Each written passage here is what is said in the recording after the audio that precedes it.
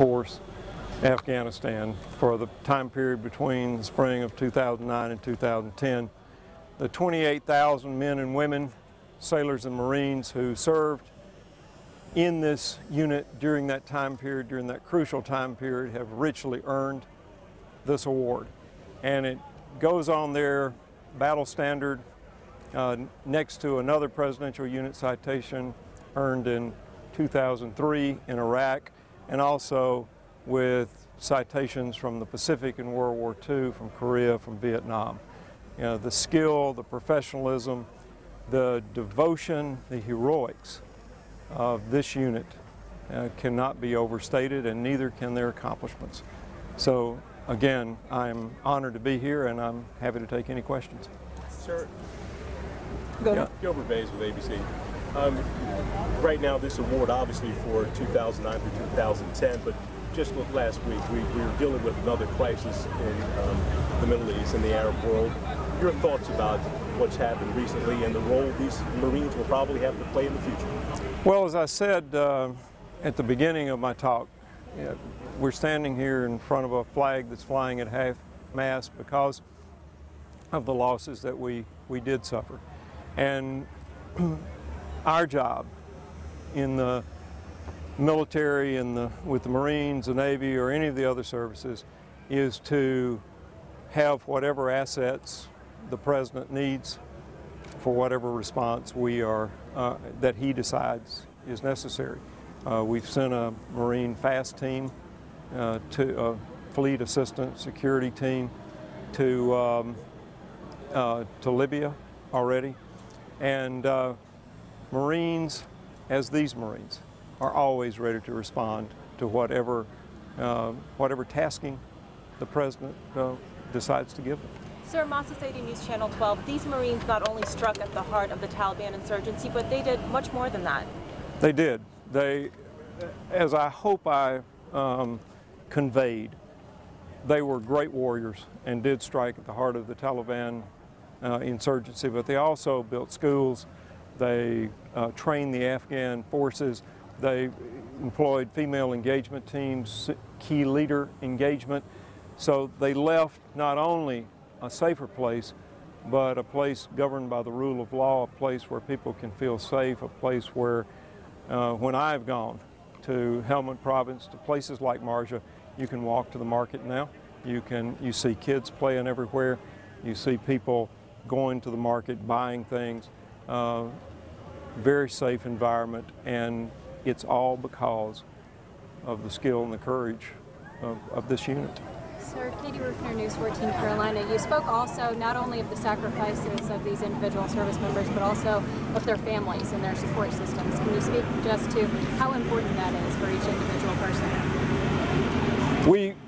We literally wouldn't have a United States military, United States Marine Corps, or Navy without the support of family. And I think oftentimes family members back home have a harder job than their loved ones who are deployed forward. As I said, they get up every day, go to work, take care of children, take care of loved ones, go to school, do the things you have to do to make sure that things continue to work here at home, all the while hoping, praying, waiting for their Marine or their sailor or whoever else to come home to them safely. And their contribution cannot be overstated. There's a saying that you enlist an individual, you re-enlist a family. And I think that the Marine Corps and the Navy have done an amazing job in reaching out to these families, but the families are the ones who deserve the credit for their steadfastness and their devotion. And back to the unrest in the Middle East going on right now. I know we already sent about 50 Marines to Libya, and then we're going to Yemen, it sounds like. I just got word that we're going to Yemen as well. And now there is some new news out of Tunisia. What do you want to say to the families who are here, who are supporting them right now?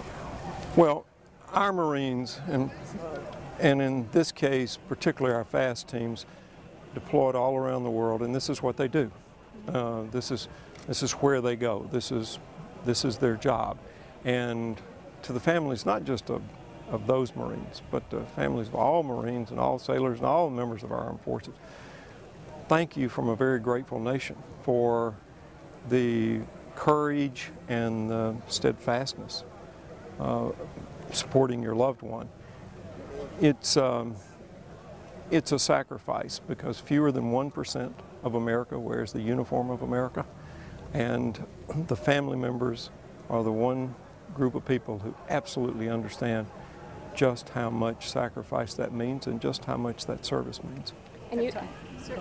Secretary, these Marines obviously performed outstandingly in combat against the Taliban, but one of the missions has to be winning the hearts and minds of the Arab people. How much has this film that's caused the unrest set back that effort? Well, I'm going to focus on the Marines here, and they did, as I said in my talk, an amazing job of engaging the population, of protecting innocent people, of making sure that children were safe. And as I said, you can now walk to the market in places like Nawa and Marja, Sangin, which were terrific battlefields, which were the scene of some of the heaviest fighting in Afghanistan. And now the security situation is terrific. And our Marines and our sailors and our soldiers, our airmen, our Coast Guardsmen, whoever we call upon, will always be there, always be ready for whatever task is at hand, always be ready to answer the call when the nation needs them, just as these Marines have done. And certainly Americans all over the country have had their eyes glued to their televisions with the recent attack on the U.S. Embassy. May we get your personal reaction when this news first broke? Well, you know, like every American,